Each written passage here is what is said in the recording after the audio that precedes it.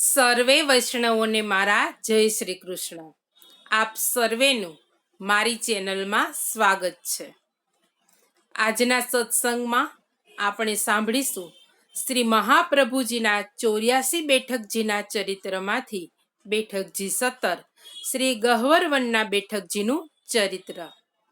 મારી ચેનલમાં જો કોઈ નવા હોય તો મારી ચેનલને સબસ્ક્રાઈબ કરજો અને આ વિડીયો લાઈક અને શેર કરજો, જેથી કરી અન્ય વૈષ્ણવો પણ સત્સંગનો લાભ પ્રાપ્ત કરી શકે. બેઠકજી 17 શ્રી ગહ્વરવનના બેઠકજીનું ચરિત્ર સાંભળીએ.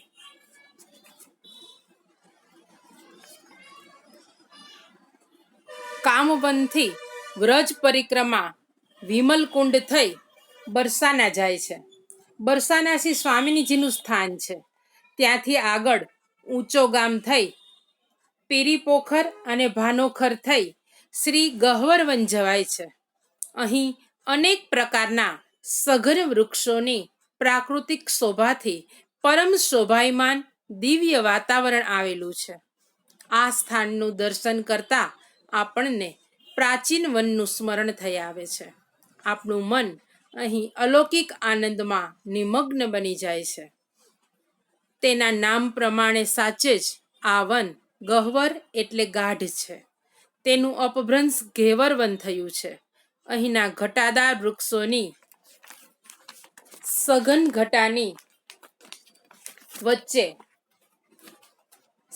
ઘટાની વચ્ચે આવેલા કૃષ્ણ કુંડને ગહ્વર ગંગાના નામથી ઓળખવામાં આવે છે.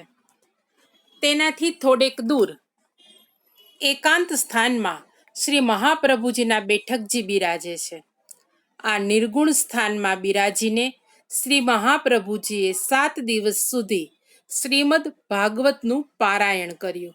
એક દિવસ આપ શ્રી વન પ્રદેશની રમણીયતાના દર્શન કરવા પ્રિયતમના આ નિકુંજ સ્થાનમાં પધાર્યા હતા. ત્યારે માર્ગમાં એક મોટા અજગરને પડેલો જોયો. તેને અસંખ્ય લાલ કીડીઓ કરડતી હતી. આ જોઈ ને શ્રી મહાપ્રભુજીને દયા આવી. ત્યારે આપે પોતાનું ચરણોદક તેના ઉપર છાંટવા વૈષ્ણવને આજ્ઞા કરી. તેથી અજગર અને કીડીઓનો ઉદ્ધાર થયો. આ પ્રસંગ જોઈ ને દામોદરદાસ હરસાણીજીએ અજગરનું પૂર્વ વૃત્તાંત પૂછ્યું. આપે આજ્ઞા કરી કે દમલા, આ અજગર તેના પૂર્વ જન્મમાં વૃંદાવનનો મોટો મહંત હતો. પોતાના મોજશોખ માટે તેણે ઘણા સેવકો કરી ઘણું દ્રવ્ય એકઠું કર્યું હતું. તેણે તે દ્રવ્ય સેવા સ્મરણમાં ન વાપર્યું. સેવકોનું કલ્યાણ થાય તેવો માર્ગ પણ ન બતાવ્યો અને એકઠું થયેલ દ્રવ્ય સંસારના વિષયભોગમાં વાપર્યું. તેથી મર્યા પછી તે અજગર બન્યો અને તેના બધા જ શિષ્યો લાલ કીડીઓ બની પૂર્વજન્મના જ્ઞાનથી તે અજગરને ચટકા ભરતી હતી અને કહેતી હતી કે અધર્મી, તે અમને ફસાવી તારો અને અમારો કિંમતી મનુષ્ય જન્મ વેડફી માર્યો છે. દમલા, મનુષ્ય માત્રનો ઉદ્ધાર ભગવાનના નામ સ્મરણ અને તેમની સેવાથી જ થાય છે.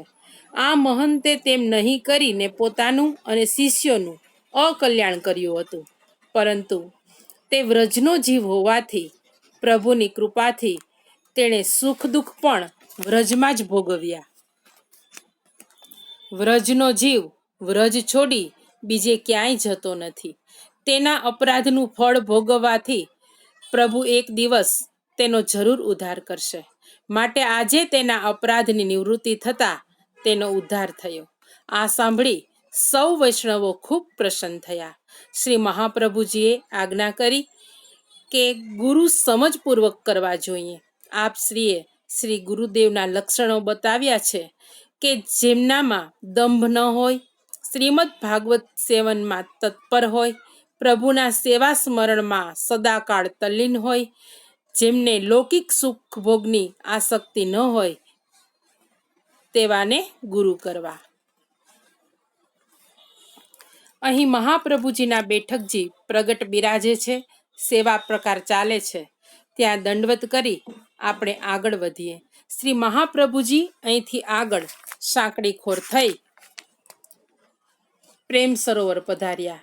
ત્યાં પ્રેમ સરોવરમાં સ્નાન કરી સંકેતવન પધાર્યા. ત્યાંના બેઠકજીનું ચરિત્ર વૈષ્ણવો હવે આપણે આગળના સત્સંગમાં લેશું. શ્રી ગહેવરવનના બેઠકજીમાં બિરાજતા શ્રી વલ્લભને આપણા સૌના પૂર્ણ પ્રેમે સાષ્ટાંગ દંડવત પ્રણામ પહોંચે. આજના સત્સંગને અહીં વિરામ આપીશું.